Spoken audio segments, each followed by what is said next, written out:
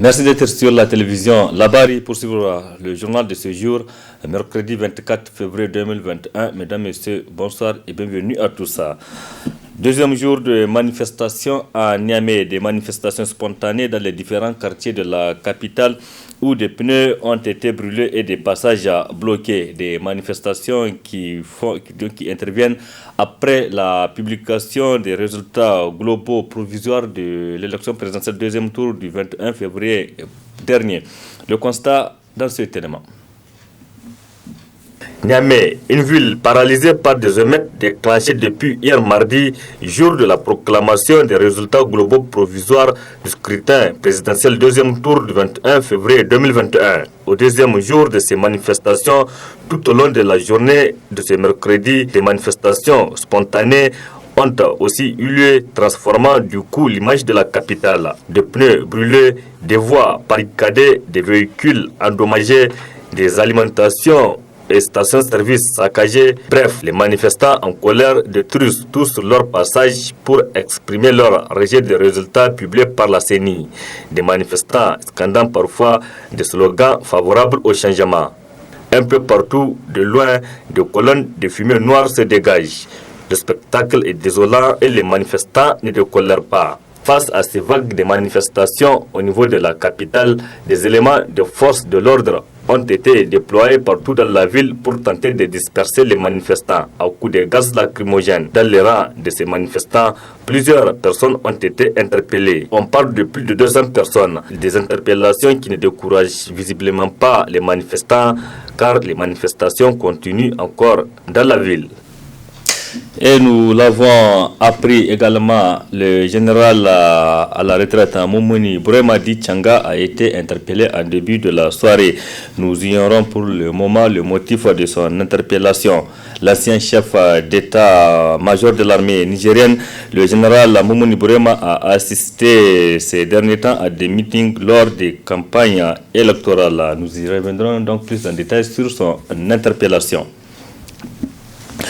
24 heures après la proclamation des résultats globaux provisoires de la présidentielle deuxième tour du dimanche 21 février dernier par le président de la Commission électorale nationale indépendante CENI, le candidat du RDR Tchengi Mahaman Ousmane a réagi depuis Zander. Mahaman Ousmane se proclame vainqueur avec 50,30% de voix selon les procès-verbaux à sa position. Je vous propose de suivre la réaction de Mahaman Ousmane. La Commission électorale nationale indépendante, CENI, vient d'annoncer les résultats globaux provisoires du deuxième tour des élections présidentielles tenues le 21 février dernier. Durant cette campagne électorale, j'ai été à votre rencontre dans les grands centres urbains, dans plusieurs communes rurales et dans les villages. J'ai partagé avec vous mon constat sur la situation de notre pays, le Niger. Notre cher pays, le Niger, est malade d'une gouvernance peu soucieuse du bien-être collectif. Et les Nigériennes et les Nigériens payent le prix fort dans le domaine de l'insécurité, avec plusieurs milliers de morts et de blessés dans les rangs de nos forces de défense et de sécurité, ainsi qu'au sein de la population civile.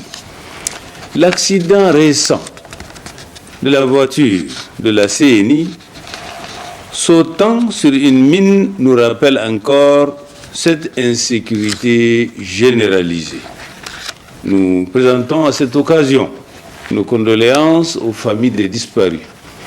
Nous payons aussi le prix fort de cette malgouvernance par une pauvreté grandissante touchant l'écrasante majorité de nos concitoyens. Nous payons le prix fort de cette malgouvernance par l'absence d'équité dans l'accès aux services publics tels que la justice, la santé et l'éducation. Durant ces rencontres, par votre enthousiasme autour de ma candidature et de mon programme, vous avez exprimé votre volonté claire de rompre avec cette mauvaise gestion. Vous avez exprimé votre volonté de changement pour un Niger émergent. Cette volonté de changement s'est surtout traduite par votre vote massif à ma faveur à l'occasion de ce scrutin. Je vous en remercie bien vivement. Nigériennes, Nigériens, mes chers compatriotes, après avoir subi cette mauvaise gestion qui a endommagé notre bien-être au quotidien pendant ces 10 longues années, le régime de M. Issouf Mahamadou veut, sans scrupule, confisquer la volonté populaire qui s'est exprimée de façon massive en ma faveur à l'occasion de ce deuxième tour. Lors de ce scrutin, nous avons relevé des fraudes massives, surtout dans les régions de Tawa, d'Agadez, dans le nord Maradi, dans le nord Zender. Ces fraudes ont été perpétrées un peu partout dans toutes les régions du Niger. Les forfaitures les plus flagrantes sont les suivantes. Agadez, à l'exemple de la circonscription de Timia, où un taux de participation de 103% a été rapporté avec un score de 99% en faveur du candidat du pouvoir. Dans ces zones, nos délégués ont été contraints, sous la menace d'armes à feu, à signer les PV sans aucune possibilité de porter des observations. Dans la région de Tawa, des irrégularités grotesques ont été rapportées dans 15 circonscriptions électorales. Dans les circonscriptions de Dabaga et Tagris, le vote était déjà terminé la veille même des élections. Dans ces circonscriptions, des faux bulletins de vote ont été détectés par la CENI elle-même dans son propre communiqué en date du 21 février 2021. Pourtant, rien n'a été fait pour distinguer le vrai bulletin du faux et sans sanctionner les responsables de ces forfaitures. Dans le nord Zender, à Belbéji, des résultats ont été comptabilisés dans 45 bureaux de vote qui n'ont pas fonctionné du tout.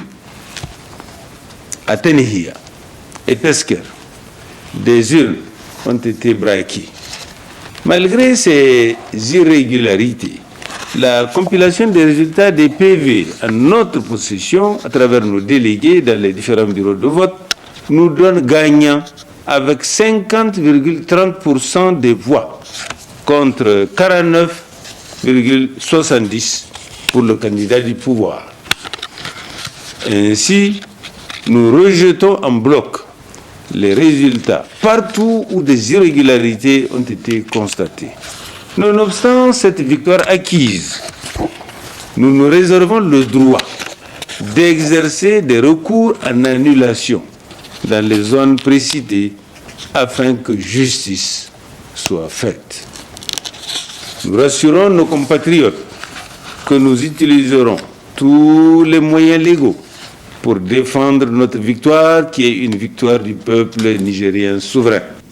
C'était là donc la réaction du candidat du RDR, Tchangi Mahaman Ousmane, après la publication des résultats globaux provisoires du scrutin du dimanche dernier. Justement, le dimanche dernier, les Nigériens étaient aux urnes pour élire leur nouveau président de la République qui aura plusieurs défis à relever pour améliorer les conditions de vie d'une population majoritairement pauvre qui a presque besoin de tout. Ce qui a suscité ce commentaire d'Ibrahim Boubacar.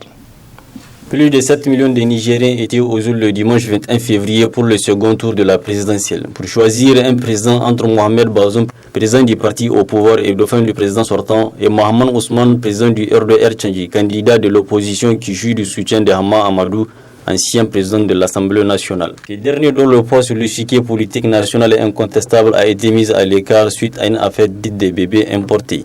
Cette élection, bien que particulière pour son caractère unique de la première transition démocratique de le pays, est la première qui a enregistré un plus grand nombre de candidats et aussi l'une des plus controversées. La récurrente question de l'article 47 de la Constitution, imputée à Mohamed Ousmane et Tanja Mamadou dans le temps, refait surface pour Bazoum Mohamed. Pour les Nigériens, qu'ils soient Bazoum ou Mohamed Ousmane, leurs attentes doivent être mises au centre de toutes les préoccupations.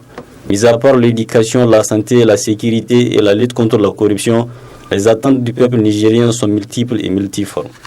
C'est pourquoi les défis qui attendent le futur président sont tous d'ordre prioritaire. Une lutte implacable doit être menée par le nouveau président qui sera élu pour unir les Nigériens et redonner de l'espoir à une population qui a besoin de tout. Il n'est un secret pour personne. L'attitude cohésive du peuple nigérien a pris un coup depuis les élections de 2016 pour des considérations d'ordre social et égoïste. Le prochain président aura la lourde responsabilité d'unifier les Nigériens et de veiller à préserver la cohésion et l'unité nationale. Le Niger des Nigériens a besoin d'un homme d'État responsable, serviteur fidèle et entièrement dévoué à la cause républicaine. Un homme pour qui la constance pour l'intérêt supérieur de la nation est irréprochable. Un homme qui croit à la valeur de la nation, pour qui les intérêts du Niger passent avant tout et qui croit ardemment à la possibilité de faire du Niger un pays émergent. Le Niger dispose de toutes les potentialités nécessaires pour s'ériger une place dans le concert des nations qui avancent. Les possibilités agricoles exceptionnelles. En effet, pour un territoire d'1 267 000 km², le Niger dispose de plusieurs kilomètres de terres cultivables. Des ressources minières et pétrolières importantes, de l'uranium, de l'or, du fer, du pétrole et du calcaire. Et un cours d'eau s'étendant à plus de 550 km² pour assurer une adduction d'eau potable à toute la population. Bref, le Niger dispose de tout ce qu'il faut pour amorcer son développement socio-économique pour l'épanouissement d'une population majoritairement jeune et analphabète. Aussi, ce pays sahélien est doté de toutes les potentialités pour que ses enfants lui assurent une énergie propre et suffisante. De son indépendance à nos jours, la vie sociopolitique nigérienne a connu des hauts et des bas. Avec plusieurs régimes civils et militaires qui se sont succédés, il est grand temps pour tous les Nigériens et particulièrement les politiciens de se surpasser et regarder dans la même direction et privilégier les intérêts supérieurs de la nation. Merci Ibrahim Aboubakar. Autre aspect de ce journal, de la littérature dans ce journal, la course contre la montre, c'est le titre d'un ouvrage écrit par une sage-femme à la retraite répondant au nom de Bibata Hama Moussa. Un livre qui parle de la vie des sages-femmes. Reportage Ismaël Moumouni, Halidou Bourema.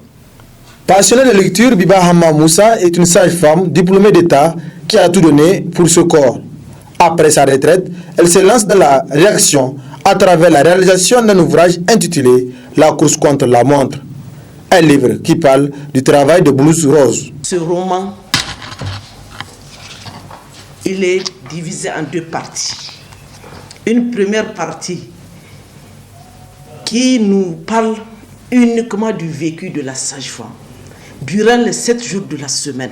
Ça veut dire que la sage-femme, elle n'a pas de jour de repos, elle n'a pas d'heure de repos, quel que soit le temps qu'il fait et quel que soit là où elles sont, elles doivent répondre aux préoccupations des femmes et de tout le monde, même des hommes. C'est un livre qui, si une sage-femme en tout cas prend tout son temps pour le lire, elle va changer de comportement.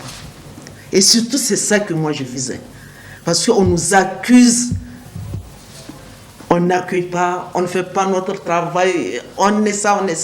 Mais quand une sage-femme prend, elle lit ça correctement, en cas le jour-là, je ne dis pas dans le futur, mais elle va changer son comportement. Parce que ça rappelle beaucoup, même le serment est là-dedans. Les règles morales, tout est là-dedans. Donc, qu'est-ce qui va empêcher une sage-femme de changer? Je vous ai parlé, la première partie, c'est le vécu. La deuxième partie, maintenant, c'est sur le serment, les règles morales. Qu'est-ce que la sage-femme doit faire? Quel est son comportement pour mieux faire son travail qualitativement? C'est ça la deuxième partie. La recherche de l'excellence et de la qualité sont le credo de la sage-femme. La femme en rose ou la sage-femme. Donc, elle est une personne assermentée, polyvalente, responsable, respectable, irrépréhensible, une personne incontournable et très importante dans le système de santé universel. Elle est garante de la santé des mères et des enfants. La sage-femme, la mère de toute l'humanité, possède une place indispensable tant au village qu'en ville et dans tout le cosmos. Cet essai romanesque lève le voile sur ce que l'on ne connaît pas et que l'on ne s'est jamais autorisé d'imaginer. Il est condensé d'expériences dans l'exercice de ce noble métier. Il vise principalement à rappeler et à faire participer pleinement la sage-femme et autres agents de santé à la réduction des décès maternels, néonatals et infantils. Il permet par ailleurs à la sage-femme en particulier de faire son mieux pas et partant de changer de comportement en faisant un bon accueil des femmes, aux néophytes et à ceux qui exercent ces métiers-là, de réagir promptement et efficacement de leur profession malgré la multiplicité de leurs occupations. À moindre coût, ce livre est disponible à la librairie Le Farandole située en face de l'hôtel Terminus.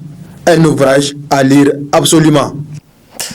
Parlons à présent d'un produit très sollicité dans les foyers ici au Niger, c'est donc le feuille de baobab, un produit aussi plein de vertus. Une de nos équipes qui a séjourné récemment au marché de Guété s'est intéressée à la commercialisation de ce produit. Reportage Balkissa Tahirou et Abakar Souley.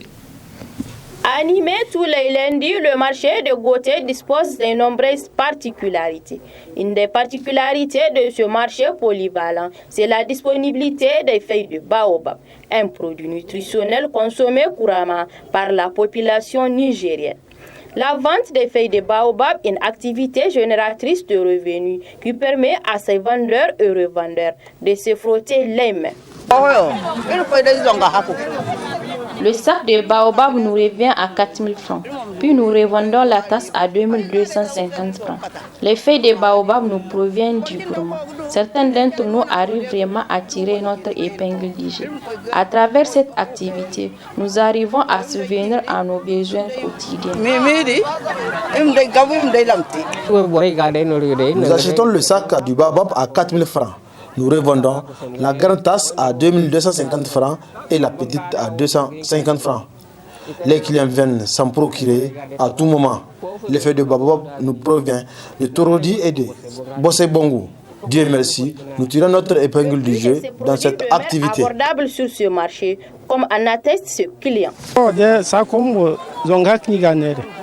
Ces revendeurs achètent le sac de baobab à 4 000 francs, puis nous le revendent à 2 250 francs. De notre part, en tant que détaillant, nous revendons le sachet à 25 francs l'unité pour avoir aussi de bénéfices. À noter que les feuilles de baobab constituent une excellente source de vitamine A, du calcium, de fer et de magnésium. Ces feuilles sont transformées en poudre, dont l'intérêt peut être alimentaire ou cosmétique. Il est par ailleurs intégré dans la composition des remèdes traditionnels africains. Notre rubrique hebdomadaire à présent, la chronique juridique. Aujourd'hui, le thème qui sera abordé porte sur l'expropriation pour cause d'utilité publique. Un thème qui sera développé par le juriste Alfred Emmanuel. Il est également président du Raza Presse. Très bonne réception.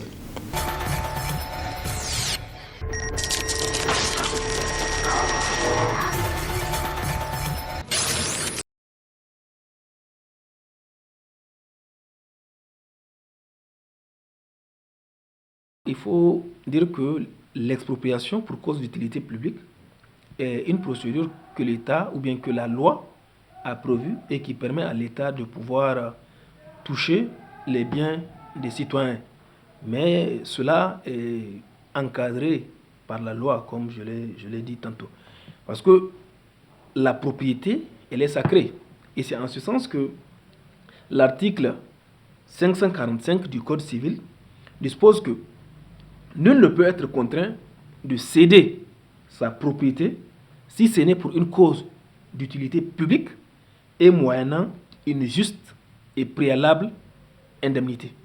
En termes clairs, la propriété elle est sacrée et personne ne peut être contraint à céder cette propriété-là si ce n'est que cette personne a été préalablement, d'abord, pour une cause d'utilité publique, et deuxièmement, après une juste et préalable indemnité. Donc cela montre toute la valeur ou la sacralité du droit de la propriété.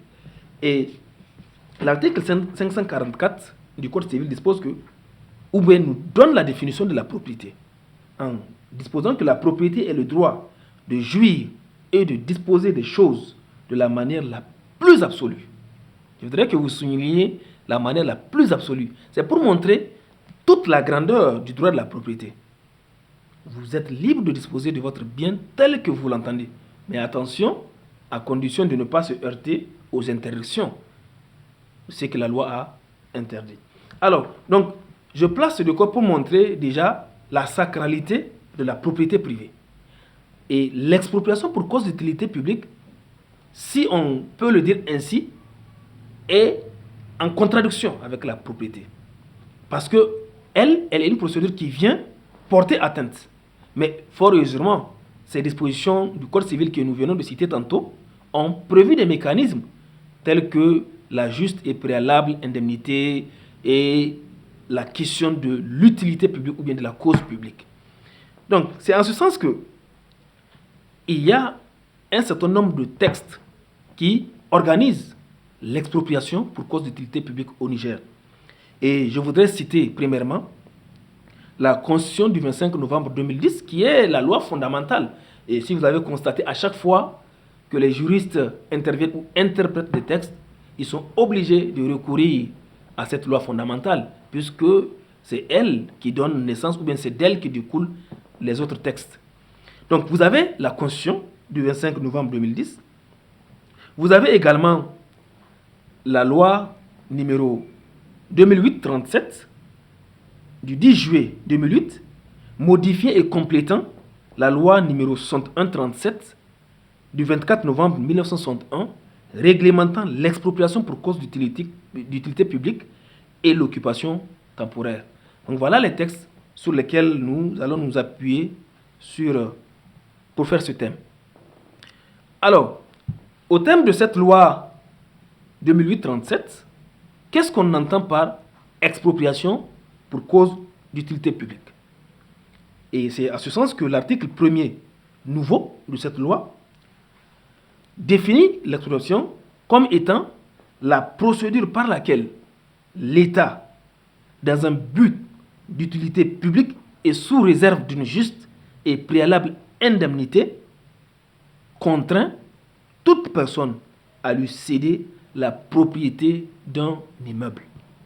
Donc, l'expropriation pour cause d'utilité publique, c'est cette procédure par laquelle l'État, dans un but d'utilité publique, contraint toute personne de lui céder la propriété d'un immeuble. L'immeuble appartient logiquement à un citoyen, mais l'État, au vu de l'intérêt général, au vu de l'utilité publique qui est en face, requiert le consentement ou bien demande au propriétaire de lui céder la propriété de l'immeuble. Donc, vous voyez un peu le choc qu'il y a entre la sacralité du droit de la propriété et l'expropriation pour cause d'utilité publique. Alors, avant de commencer à exproprier, l'État est obligé de suivre une certaine procédure définie par la loi. Et c'est en ce sens que les textes ont prévu les mécanismes par lesquels l'expropriation doit se produire, c'est-à-dire la procédure d'expropriation pour cause d'utilité publique. Et dans cette procédure, nous avons trois phases. Il y a la phase des conditions légales préalables, la phase administrative et la phase judiciaire. Maintenant, s'agissant des conditions légales préalables, là, nous avons également 3 points qu'il faut souligner. Le premier point, c'est que l'expropriation doit d'abord être déclarée d'utilité publique, puisque c'est l'utilité publique qui permet, c'est l'intérêt général. L'intérêt général surpasse l'intérêt particulier. Donc l'État, c'est au nom de tous, c'est au vu de l'intérêt de tous, l'intérêt de la nation, qui prime sur un intérêt particulier, c'est à ce sens que l'État peut demander à un citoyen de lui céder la propriété de son bien. Donc, la première condition, c'est celle de la déclaration de l'utilité publique. Et cette déclaration d'utilité publique intervient par un décret sur initiative conjointe du ministère ou bien du ministre des Finances et du ministre de la compétence duquel relèvent les travaux à exécuter. C'est les deux qui initient le projet du décret. Donc, et l'adoption du décret est subordonnée à l'inscription au budget de l'État des crédits prévisionnels destinés au paiement des indemnités. Donc, il faudrait d'abord qu'il y ait cette déclaration, qu'il y ait ce décret qui déclare d'utilité publique cette mesure. Donc, l'expropriation suit ensuite une phase qui est l'ouverture d'une enquête publique. Alors, dans cette phase d'enquête publique, qui doit durer, en fait, qui a un délai de 2 mois et qui peut être prorogé de 15 jours, alors dans cette phase, on donne connaissance aux citoyens par la voie de la publicité. La publicité peut se faire par voie d'affichage ou bien par les médias, à la télévision, à la radio, etc. pour que les citoyens puissent prendre connaissance du projet d'expropriation. Parce que si les citoyens ne sont pas au courant, vous voyez, cela peut créer un choc. C'est pourquoi la loi donne obligation à l'État de mettre à la connaissance des citoyens cette procédure d'expropriation ou bien l'expropriation envisagée afin qu'ils en prennent connaissance. Maintenant, dès l'ouverture de l'enquête, un dossier comprenant l'avant-projet indicatif et un plan indiquant les limites des terrains nécessaires à la réalisation est déposé à la mairie. Et vous voyez là, à ce niveau, les citoyens peuvent le consulter et connaître quels sont les domaines privés, quels sont les immeubles qui sont concernés par cette procédure d'expropriation. Et enfin, la dernière étape de cette première phase, qui est exigée par la loi, c'est l'adoption d'un décret qui désigne les propriétés auxquelles l'expropriation est applicable. Une fois que la déclaration d'utilité publique est faite, une fois que la publicité est faite, il faudrait maintenant un décret qui désigne ces propriétés qui sont concernées par l'expropriation. Donc voilà la première phase de l'expropriation pour cause d'utilité publique.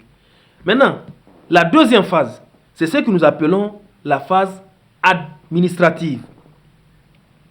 Et dans cette deuxième phase, ce qu'il faut noter, c'est qu'une commission doit être mise en place. Et au terme de la loi 2008-37 citée, voici la composition de cette commission. Elle est composée d'un président qui est le préfet et des membres, un responsable du service des domaines, le maire ou les maires ou leurs représentants lorsque le terrain en cause est situé dans une ou plusieurs communes, un ou deux députés de la région désignés, un magistrat de l'ordre judiciaire désigné par le président de la cour d'appel, un responsable du service de l'urbanisme, un responsable du service de l'habitat, le chef du canton ou du groupement ou leur représentant et un représentant de la commission foncière. Maintenant, quel est le rôle de cette commission? La commission cherche à réaliser l'accord des parties sur le montant des indemnités à calculer d'après les bases spécifiées. Donc, puisqu'il s'agit de l'expropriation et qu'il y a une indemnité qui doit être allouée aux personnes dont les biens seront susceptibles d'être expropriés. Donc, la commission cherche, l'accord des parties cherche à chercher quel est le canton ou bien le montant qui doit être attribué à ces personnes. Donc, elle a pour mission de réaliser l'accord des parties sur le montant des indemnités à devoir aux propriétaires des terrains expropriés. Et l'article 10 de la loi prévoit des mesures pour la protection devant la commission de la conciliation des droits des mineurs, des incapables ou des interdits, voire même ceux des personnes hors du territoire national n'ayant pas laissé de mandataire. Et tout ceci dans le but de protéger la propriété privée. Vous savez, dans ce rôle, la commission peut avoir le consentement des personnes dont les biens ont été touchés par cette procédure d'expropriation. Ces personnes peuvent accepter le montant qui leur est proposé. Tout comme les personnes peuvent refuser ces montants. Maintenant, en cas de conciliation, l'expropriant et la personne expropriée, entre les deux, disons, en cas de concession entre les deux, la commission dresse un procès verbal. Donc, c'est acquis. L'expropriant, qui est l'État, a proposé un montant et l'exproprié a accepté. Là, il n'y a pas de souci à ce niveau, puisque la commission a pu faire l'accord des parties. Mais que va-t-il se passer s'il y a non-conciliation? Parce que l'exproprié peut contester le montant, peut ne pas accepter le montant qui lui a été proposé. Donc, en cas de non-conciliation, la commission dresse également un procès verbal de non-conciliation, lequel permet à l'expropriant de saisir le juge des expropriations. Donc, vous voyez en termes clairs que dès l'instant où cette commission mise en place n'a pas pu avoir le consentement des citoyens sur le montant proposé, eh bien, elle dresse un procès verbal. Maintenant, c'est ce procès verbal que l'expropriant, qui est l'État, utilise pour saisir le juge des expropriations. Donc, ce qui nous conduit à la troisième et dernière phase de la procédure d'expropriation pour cause d'utilité publique.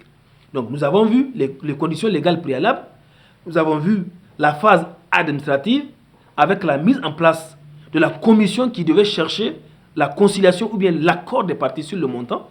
En cas de non-conciliation, cette commission dresse un procès verbal, ce procès verbal qui permet à l'État de saisir le juge des expropriations, ce qui est la troisième phase, qui est la phase judiciaire. Maintenant, s'agissant de cette phase judiciaire, l'article 11 de la loi 2008-37 du 10 juillet 2008 cité dispose que l'expropriation est prononcée et les indemnités sont fixées par un magistrat du tribunal de grande instance de la situation de l'immeuble, appelé juge des expropriations. Ce magistrat est désigné par le président de la cour d'appel pour une durée de 2 ans. Le juge d'expropriation est saisi à travers le procès verbal de conciliation qui lui est transmis par la commission de conciliation. Maintenant, en cas de conciliation devant la commission, le juge des expropriations qui est saisi du procès verbal, l'entérine tout juste. Il constate juste que l'expropriant et l'exproprié se sont entendus et l'expropriation est acquise. Donc, vous voyez là, il n'y a pas véritablement de jugement à faire. Mais, que va-t-il se passer si c'est le cas contraire?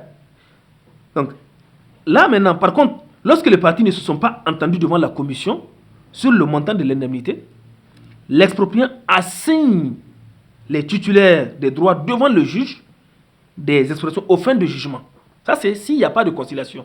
On assigne les propriétaires devant le juge des expropriations, qui est le juge désigné par le président de la cour d'appel. Et l'assignation fera mention de l'indemnité. Donc, dans cette assignation, il y a un certain nombre de points qui doivent figurer dans cette assignation. Donc, il y a par exemple la mention de l'indemnité qui a été proposée à l'exproprié. Les indemnisations qu'il réclame. Qu'est-ce que lui, il réclame en termes d'indemnisation? Et la désignation, ou bien si vous voulez, ça c'est avant qu'un expert ne soit commis en fin d'évaluation. Puisque l'État a proposé, l'expropriant a contesté, et donc le juge va désormais, donc là c'est en cas de non-conciliation, désigner un expert qui va cette fois-ci faire une expertise pour voir quelle est la valeur réelle. Puisqu'il y a contentieux. L'État a proposé, l'expropriant n'a pas accepté, donc le juge des expropriations désigne un expert qui va lui faire une expertise sur la valeur réelle du bien à exproprier. Donc, cet expert dépose le rapport de son expertise qui permettra au juge des expropriations de se prononcer. Donc, à ce niveau, l'expert déposera son rapport dans un délai d'1 mois, au vu duquel le juge de l'indemnité a le devoir ou bien se prononce sur l'expropriation par ordonnance. Donc là, il est clair que dès l'instant où cet expert finit son travail, qu'il dépose le juge, dans un délai d'1 mois, le juge doit prononcer l'expropriation. Et dans le délai d'1 mois après l'ordonnance, le juge peut envoyer ou bien peut renvoyer l'expropriant en possession. Cela veut dire tout simplement, une fois que l'expert est désigné et que l'expert ait produit son rapport d'expertise, le juge des expropriations a une base pour se prononcer. Et dès l'instant où ce rapport a été présenté, après un délai, ou bien dans un délai d'1 mois, le juge peut renvoyer désormais l'État en possession définitive de ce bien. Donc vous voyez, la procédure en fait, elle est complexe. Et en ce sens, Dès l'instant où il n'y a pas acceptation, le juge est saisi du PV de non-conciliation, il désigne un expert et cet expert donne toutes les informations sur la valeur du bien qui permettra au juge désormais de se prononcer par ordonnance. Et une fois qu'il prend son ordonnance, dans un délai d'1 mois, l'État peut être désormais propriétaire de l'immeuble en question.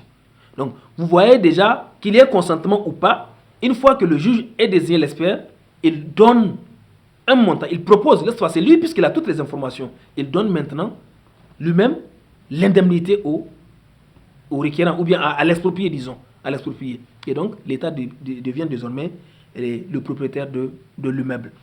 Et je voudrais finir sur les recours en matière d'expropriation, puisque le citoyen a la possibilité de saisir les juridictions pour contester. Donc, suivant les dispositions de l'article 12 alinéa 6 de la loi 2008, du 10 juillet 2008, l'ordonnance d'expropriation ne peut être attaquée que par voie de recours devant la Cour de cassation et seulement pour incompétence, excès de pouvoir ou vice de forme. Ça veut dire qu'une fois que le juge des expropriations a prononcé l'ordonnance donnant l'État la propriété de l'immeuble en question, le citoyen peut cette fois-ci, s'il estime qu'il a contestation, saisir la Cour constitutionnelle, la Cour de cassation. Et même en saisissant la Cour de cassation, il ne la saisit pas sur toutes les matières. La loi 2008 citée a circonscrit l'action du requérant dans un domaine. Cette loi dit que le citoyen ne peut saisir la Cour de cassation que pour incompétence, si ce n'est pas le juge qui a compétence pour trancher, pour juger l'affaire. Ou bien que quand il y a excès de pouvoir. Et enfin, où il y a vice de forme, c'est-à-dire la procédure qui devait être suivie n'a pas été respectée. Donc vous voyez que là, ce n'est pas une contestation du montant, ce n'est pas une contestation du bien fondé de la procédure, mais seulement vice de procédure, on n'a pas respecté la procédure, ou bien le juge qui s'est prononcé, ce n'est pas en réalité le juge qui doit se prononcer, ou bien quand il y a incompétence ou excès de pouvoir, on a outrepassé ses pouvoirs. Voilà les seules conditions dans lesquelles on peut contester l'expropriation. Donc, vous voyez que c'est vraiment des procédures complexes que les citoyens, ou bien des choses que les citoyens doivent apprendre, doivent connaître, afin de savoir quels sont leurs droits, quels sont leurs devoirs, qu'est-ce qui est possible, qu'est-ce qui n'est pas possible, de par la loi de la République, puisque tous les citoyens sont égaux devant la loi, nous sommes sous une même loi, et c'est pourquoi nous devons connaître ces lois, afin de savoir quand est-ce que nous pouvons contester, quand est-ce que nous pouvons réclamer nos droits quand ceux-ci sont bafoués, et quand est-ce que nous pouvons accepter des choses si c'est la loi qui nous demande de les faire. Voilà un peu ce que je peux vous dire sur l'expropriation pour cause d'utilité publique au Niger.